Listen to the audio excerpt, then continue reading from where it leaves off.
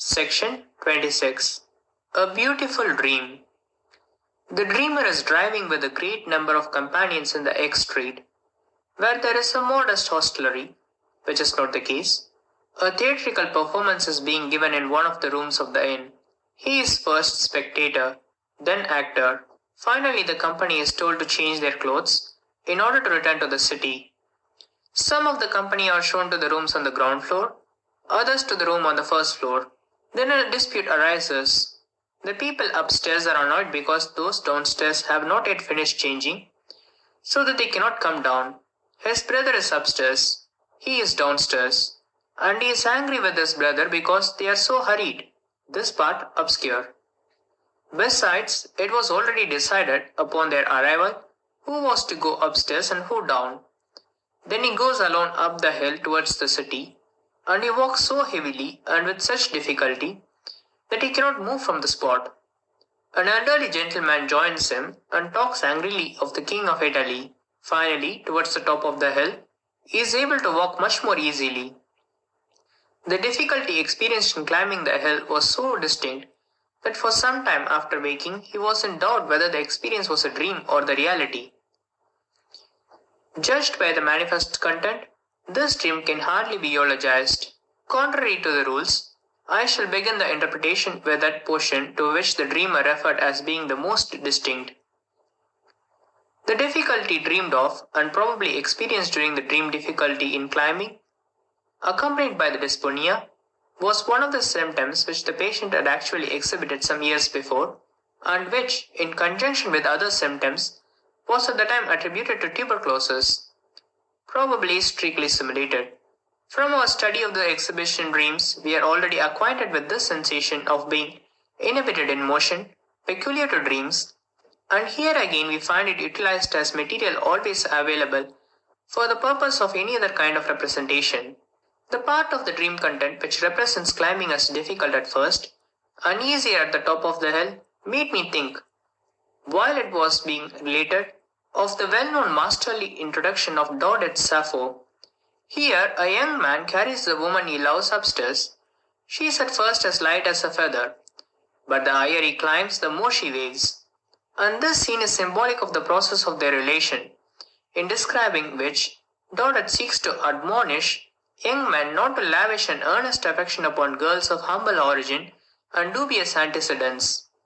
Although I knew that my patient had recently had a love affair with an actress and had broken it off, I hardly expected to find the interpretation which occurred to me as correct. The situation in Sappho is actually the reverse of that in the dream.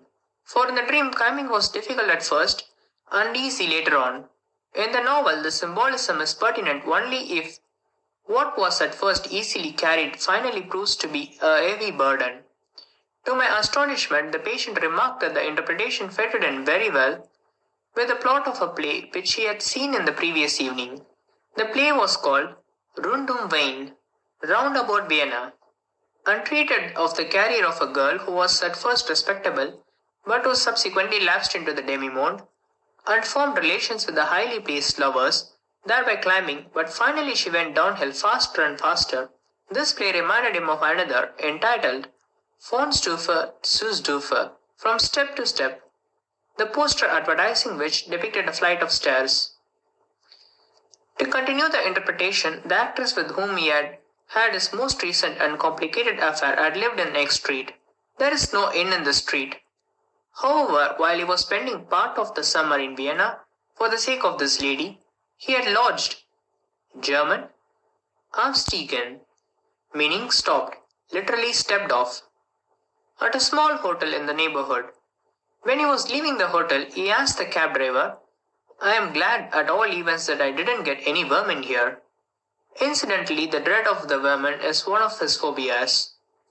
Whereupon the cab driver answered, How could anybody stop there? That isn't a hotel at all. It's really nothing but a pub. The pub immediately reminded him of a quotation of a wonderful host. I was lately a guest. The host in the poem by Holland is an apple tree. Now, a second quotation continues the train of thought. Faust, dancing with a young witch. A lovely dream once came to me. I can behold an apple tree. And there two fairest apples shone, they lured me so I climbed thereon. The fair one. Apples have been desired by you, since first in paradise they grew, and I am moved with joy to know that such within my garden grow. There is not the slightest doubt what is meant by the apple tree and the apples. A beautiful bosom stood high among the charms by which the actress had bewitched our dreamer. Judging by the context of the analysis, we had every reason to assume that the dream referred to an impression of the dreamer's childhood. If this is correct, it must be referred to the wetness of the dreamer, who is now a man of nearly 30 years of age. The bosom of the nurse is in reality an inn for the child. The nurse, as well as Dodit Sappho, appears as an illusion to his recently abandoned mistress. The elder brother of the patient also appears in the dream content. He is upstairs while the dreamer himself is downstairs. This again is an inversion, for the brother, as I happen to know, has lost his social position, while my patient has retained his. In relating the dream content, the dreamer avoided saying that his brother was upstairs and that he himself was downstairs. This would have been an obvious expression, for in Austria, we say that a man is on the ground floor when he has lost his fortune and social position, just as we say that he has come down. Now the fact at this point in the dream, something is represented as inverted must have a meaning, and the inversion must apply to some other relation between the dream thoughts and the dream content. There is an indication which suggests how this inversion is to be understood. It obviously applies to the end of the dream, where the circumstances of climbing are the reverse of those described in Sappho. Now it is evident what inversion is meant. In Sappho, the man carries the woman who stands in a sexual relation to him. In the dream thoughts, conversely, there is a reference to a woman carrying a man, and as this could occur only in childhood, the reference is once more to the nurse who carries the heavy child. Thus the final portion of the dream succeeds in representing Sappho and the nurse in the same allusion. Just as the name Sappho has not been selected by the poet without a reference to lesbian practice, so the portions of the dream in which people are busy upstairs and downstairs, above and beneath, point to the fantasies of the sexual content with which the dreamer is occupied, and which, as suppressed carvings, are not unconnected with this neurosis. Dream interpretation itself does not show that these are fancies and not memories of actual happenings. It only furnishes us with a set of thoughts and leaves it to us to determine their actual value. In this case, real and imagined happenings appear at first as of equal value, and not only here, but also in the creation of more important psychic structures than dreams. A large company, as we already know, signifies a secret. The brother is none other than a representative drawn into the scenes of childhood by fancying backwards of all the subsequent for women's favors. Through the medium of an experience indifferent in itself, the episode of the gentleman who talks angrily of the king of Italy refers to the intrusion of people of low rank into aristocratic society. It is as though a warning which Dudet gives to young men were to be supplemented by a similar warning applicable to a suckling child.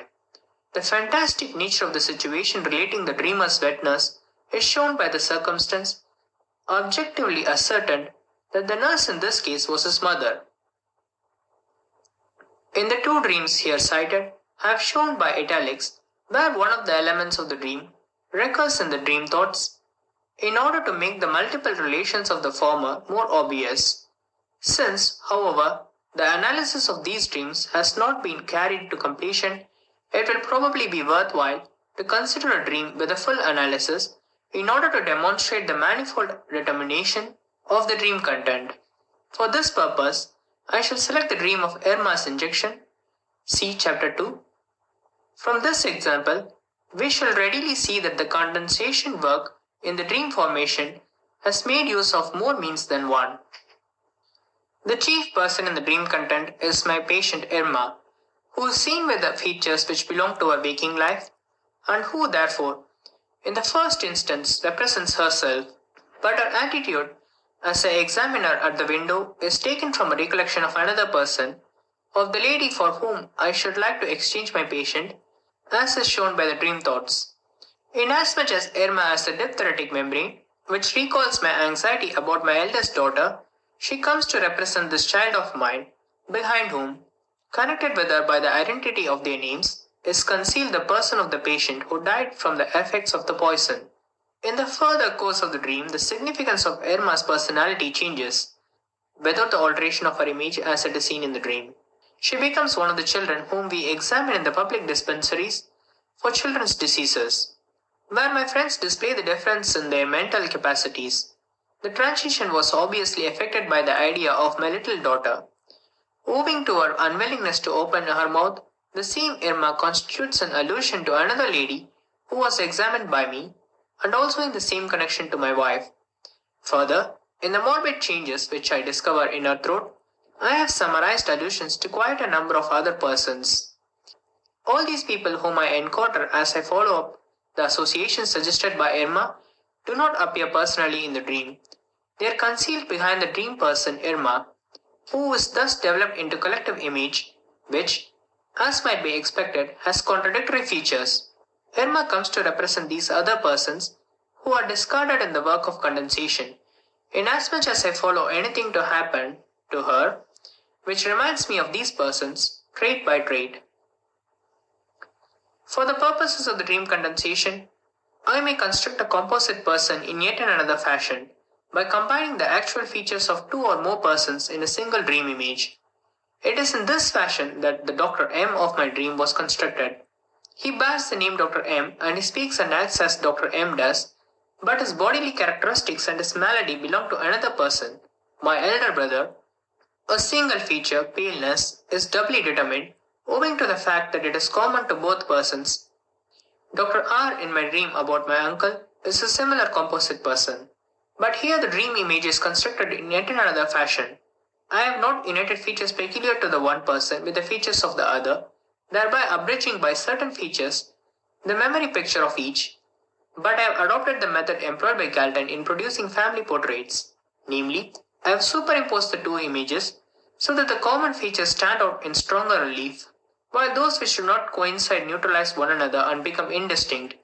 In the dream of my uncle, the fair beard stands out in relief as an emphasized feature from a physiognomy which belongs to two persons and which is consequently blurred.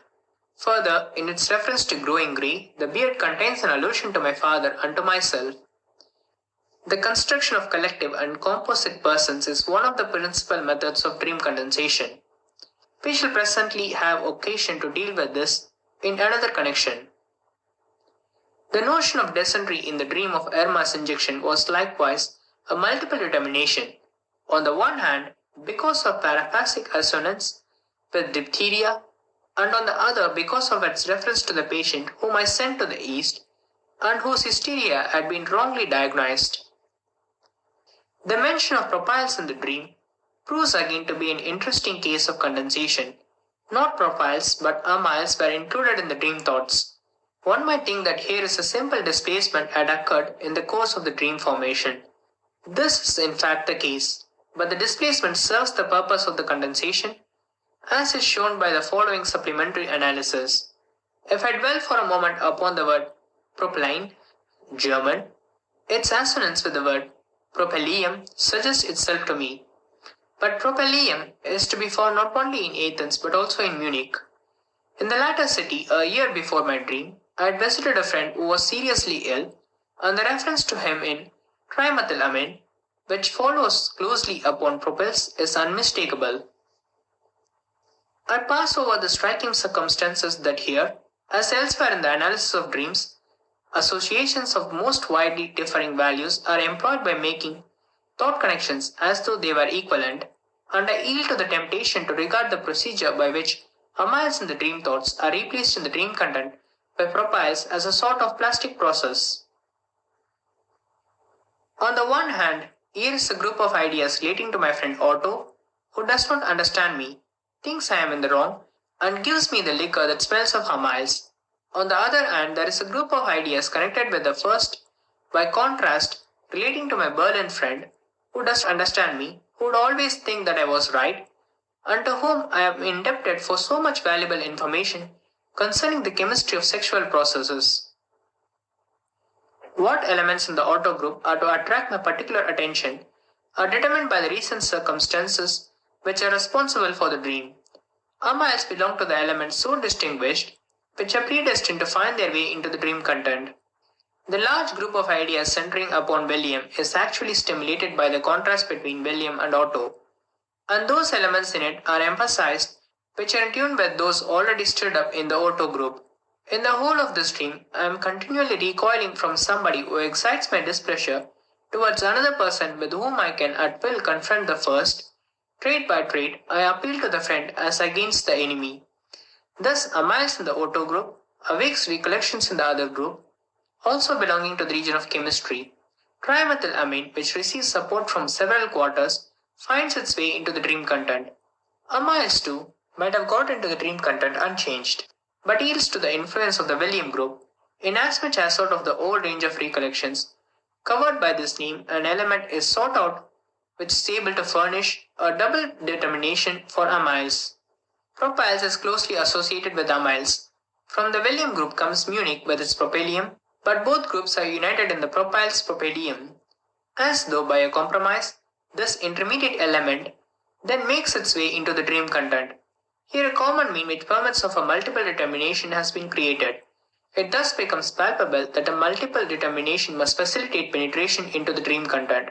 For the purpose of this dream formation, a placement of the attention has been unhesitatingly effected, what is really intended, to something adjacent to its associations.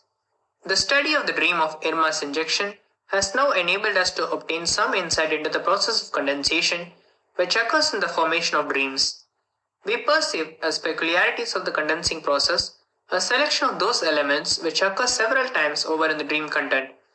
The formation of new unities, composite persons, mixed images, and the production of the common means. The purpose which is served by the condensation and the means by which it is brought about will be investigated when we come to the study in all their bearings the psychic process at work in the formation of dreams. Let us for the present be content with establishing the fact of dream condensation as the relation between the dream thoughts and the dream content which deserves the attention. The condensation work of dreams becomes most palpable when it takes words and means as its objects. Generally speaking, words are often treated in dreams as things and therefore undergo the same combination as idea of things. The result of such dreams are comical and bizarre word formations. 1. A colleague sent an essay of his in which he had, in my opinion, overestimated the value of a recent physiological discovery, and he had expressed himself, moreover, in extravagant terms. On the following night, I dreamed a sentence which is obviously referred to this essay. That is truly Noractile style. The solution of this word formation at first gave me some difficulty. It was unquestionably formed as a parody of the superlative colossal pyramidal, but it is not easy to say where it came from. At last the monster fell apart into the two names, Nora and Egdal, from the two well-known plays by Ibsen. I had previously read a newspaper article on Ibsen by the writer, whose latest work I was now criticizing in the dream. 2. One of my female patients dreams that a man with a fair beard and a peculiar glittering eye is pointing to a signboard attached to a tree which reads, Uclamparia, wet. Analysis. The man was rather authoritative looking, and his peculiar glittering eye at once recalled the church of San Paolo near Rome, where she had seen the mosaic portraits of the popes. One of the early popes had a golden eye. This is really an optical illusion, to which the guides usually call attention. Further associations showed that the general physiognomy of the man corresponded with her own clergyman, and the shape of the fair beard recalled her doctor, myself, while the stature of the man in the dream recalled her father. All these persons stand in the same relation to her. They are all guiding and directing the course of her life. On further questioning, the golden eye recalled the gold money, the rather expensive psychoanalytic treatment, which gives her a great deal of concern. Gold, moreover, recalls the gold cure for alcoholism. Her D, whom she would have married if it had not been for his clinging to the disgusting alcohol habit, she does not object to anyone's taking an occasional drink. She herself sometimes drinks beer and liquors. This again brings her back to a visit to San Paulo and its surroundings. She remembers that in the neighboring monastery of the Tre Fontaine, She drank a liquor made of eucalyptus by the Trappist monks of the monastery. She then relates how the monks transformed this malarial and swampy region into a dry and wholesome neighborhood by planting numbers of eucalyptus trees. The word euclamperia, which resolves itself into eucalyptus and malaria, and the word wet refers to the former swampy nature of the locality. Wet also suggests dry. Dry is actually the name of the man whom she would have married but for his overindulgence in alcohol. The peculiar name of Dry is of Germanic origin, Dry, meaning tree, and hence alludes to the monastery of the three, Dry, fountains. In talking of Mr. Dry's habit, she used the strong expression, he could drink a fountain. Mr. Dry jocosely refers to his habit by saying, you know I must drink because I am always dry, referring to his name. The eucalyptus refers also to her neurosis, which was at first diagnosed as malaria. She went to Italy because her attacks of anxiety, which were accompanied by marked rigors and shivering, were thought to be of malarial origin. She brought some eucalyptus oil from the monks, and she maintains that it was done her much good.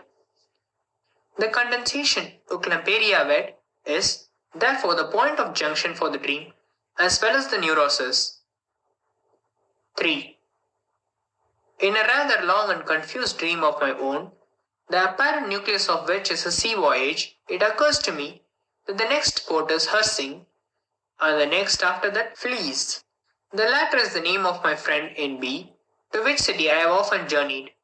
But Hersing is put together from the names of the places in the neighborhood of Vienna, which so frequently end with ing, Heidsing, Leising, Modeling, the old medlets, mes deliciae, my joy, that is, my own name, the German for joy being Freude, and the English hearsay, which points to calumny and establishes the relation to the indifferent dream stimulus of the day. A poem in Flieg and a Blatter about a slanderous dwarf, sagt hat gesagt, by the combination of the final syllable ing with the name Fleece, Flissingen is obtained, which is a real port through which my brother passes when he comes to visit us from England. But the English for Flissingen is Flushing, which signifies blushing and recalls patients suffering from erythrophobia, fear of blushing, whom I sometimes treat, and also a recent publication of Best Truths relating to this neurosis, the reading of which angered me. The same analysis and synthesis of syllables, a veritable chemistry of syllables, serves us for many a jest in waking life. What is the cheapest method of obtaining silver? You go to a field where silver berries are growing and pick them. Then the berries are eliminated and the silver remains in free state. The first person who read and criticized this book made an objection with which the other readers will probably agree that the dreamer often appears too witty. That is true so long as it applies to the dreamer. It involves a condemnation only when its application is extended to the interpreter of the dream. In waking reality, I can make very little claim to the predicate witty. If my dream appear witty, that is not the fault of my individuality, but of the peculiar psychological conditions under which the dream is fabricated and is intimately connected with the theory of wit and comical. The dream becomes witty because the shortest and most direct way to the expression of its thoughts is barred for it. The dream is under constraint. My reader may convince themselves that the dreams of my patients give the impression of being quite as witty, at least in intention, as my own, and even more so. Nevertheless, this reproach impelled me to compare the technique of wit with the dream work. 4. Upon another occasion, I had a dream which consisted of two separate parts. The first was the vividly remembered word autodidasker, and the second was a faithful reproduction in the dream content of a short and harmless fancy which had been developed a few days earlier, and which was to effect that I must tell Professor N when I next saw him. The patient about whose condition I last consulted you is really suffering from neurosis, just as you suspected. So not only must the newly coined word, autodidasker, satisfy the requirement that it should contain or represent a compressed meaning, but this meaning must have a valid connection with my resolve repeated from waking life to give Professor N due credit for his diagnosis. Now, Autodidasker is easily separated into author, German author, autodidact, and Lasker, with whom is associated the name Lassalle. The first of these words leads me to the occasion of the dream, which this time is significant. I had brought home to my wife several volumes of a well-known author who is a friend of my brother's and who, as I have learned, comes from the same neighborhood as myself, J. David. One evening she told me how profoundly impressed she had been by the pathetic sadness of a story in one of David's novels, a story of wasted lands. And our conversation turned into signs of talent which we perceive in our own children. Under the influence of what she had read, my wife expressed some concern about our children, and I comforted her with the remark that precisely such degree as she feared can be averted by training. During the night, my thoughts proceeded farther, took up my wife's concern for the children, and interwove with it all sorts of other things. Something which the novelist had said to my brother on the subject of marriage showed my thoughts a path which might lead to representation in the dream. This path led to Breslau. A lady who was a very good friend of ours had married and gone to live there. I found in Breslau Lasker and Lassalle two examples to justify the fear lest our boy should be ruined by women.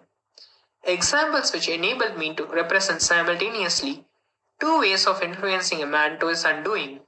The Churchill affirm, by which these thoughts may be summarized, leads me, if taken in another sense, to my brother, who is still married and whose name is Alexander. Now I see that Alex, as we abbreviate the name, sounds almost like an inversion of Lasker, and that this fact must have contributed to send my thoughts on a detour by way of Breslau. But the playing with names and syllables in which I am here engaged has yet another meaning. It represents the wish that my brother may enjoy a happy family life, and this in the following manner. In the novel of artistic life, Le Ouvre, which by virtue of its content must have been in association with my dream thoughts, the author, as is well known, has incidentally given a description of his own person and his own domestic happiness, and appears under the name of Sandoz. In the metamorphosis of his name, he probably went to work as follows. Zola, when inverted, gives aloes, but this was still too undisguised. He therefore replaced the last syllable al, which stands at the beginning of the name Alexander, by the third syllable of the same name, and thus arrived at Sandoz. My autodidasker originates in a similar fashion. My fantasy that I am telling Professor N that the patient whom we have both seen is suffering from neurosis found its way into the dream in the following manner. Shortly before the close of my working year, I had a patient in whose case my powers of diagnosis failed me. The serious organic trouble, possibly some alternative degeneration of the spinal cord, was to be assumed, but could not be conclusively demonstrated. It would have been tempting to diagnose the trouble as a neurosis, and this would have put an end to all my difficulties, but for the fact of the sexual anamnesis, failing which I am unwilling to admit a neurosis, was so energetically denied by the patient. In my embarrassment, I called to my assistance the physician whom I respect most of all men, and to whose authority I surrendered most completely. He listened to my doubts and told me he thought them justified, and then said, "Keep on observing the man. It is probably a neurosis." Since I know that he does not share my opinions concerning the etiology of the neurosis, I refrained from contradicting him. But I did not conceal my skepticism. A few days later, I informed the patient that I did not know what to do with him and advised him to go to someone else. Thereupon, to my great astonishment, he began to beg my pardon for having lied to me. He had felt so ashamed, and he now revealed to me just a piece of sexual etiology which I had expected, and which I found necessary for assuming the existence of a neurosis. This was a relief to me, but at the same time a humiliation, for I had to admit that my consultant, who was not disconcerted by the absence of anamnesis, had judged the case more correctly. I made up my mind to tell him, when I next saw him, that he had been right and I had been wrong. This is just what I do in the dream. But what sort of a wish is fulfilled if I acknowledge that I am mistaken? This is precisely my wish. I wish to be mistaken as regards my fears, that is to say, I wish that my wife, whose fears I have appropriated in my dream thoughts, may prove to be mistaken. The subject to which the fact of being right or wrong is related in the dream is not far remote from that which is really of interest to the dream thoughts. We have the same pair of alternatives of either organic or functional impairment caused by a woman, or actually by the sexual life, either diabetic paralysis or a neurosis, with which latter the nature of Lassalle's undoing is indirectly connected. In this well constructed dream, Professor N appears not merely on the account of his analogy and my wish to be proved mistaken, or associated references to Breslau and the family of our married friend who lives there, but also on the account of the following little dialogue which followed our consultation. After he had acquitted himself to his professional duties by making the above mentioned suggestion, Dr. N proceeded to discuss personal matters. How many children have you now? 6. A thoughtful and respectful gesture. Girls, boys? 3 each. They are the pride of my riches. Well, you must be careful.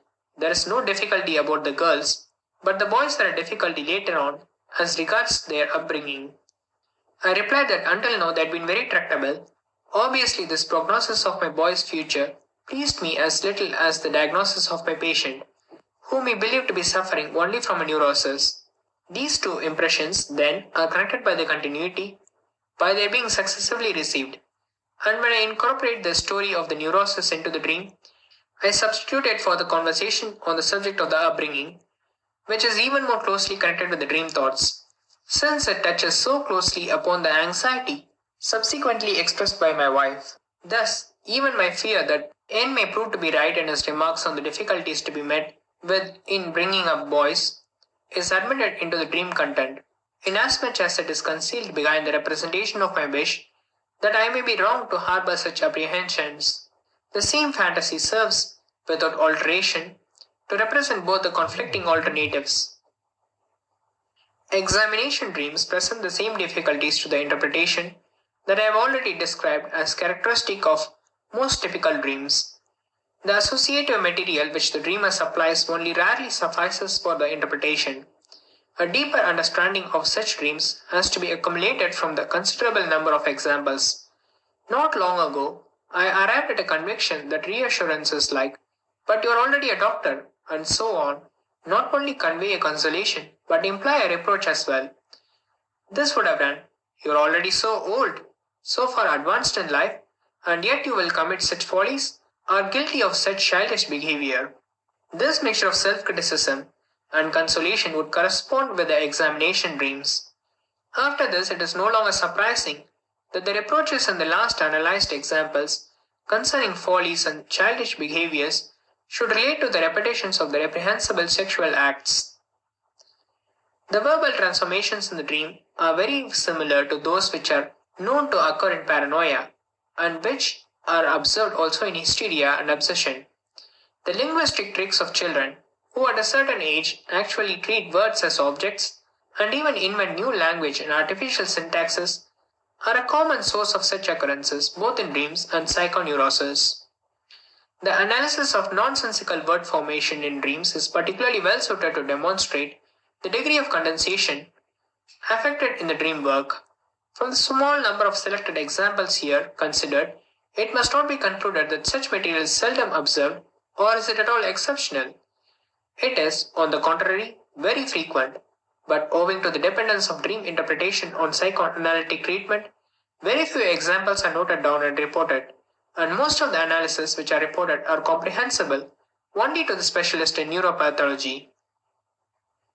When a spoken utterance, expressly distinguished as such from a thought, occurs in a dream, it is an invariable rule that the dream speech has originated from remembered speech in the dream material. The wording of the speech has either been preserved in its entirety or has been slightly altered in expression. Frequently, the dream speech is pieced together from different recollections of spoken remarks. The wording has remained the same, but the sense has perhaps become ambiguous or differs from the wording. Not infrequently, the dream speech serves merely as an allusion to an incident in connection with which the remembered speech was made. In the case of a young man who was suffering from the obsessions, but whose intellectual functions were intact and highly developed, I recently found the only exception to this rule. The speeches which occurred in his dreams did not originate in speeches which he had heard and made himself, but correspond to the undistorted verbal expression of his obsessive thoughts, which came to his waking conscious only in an altered form. End of section 26.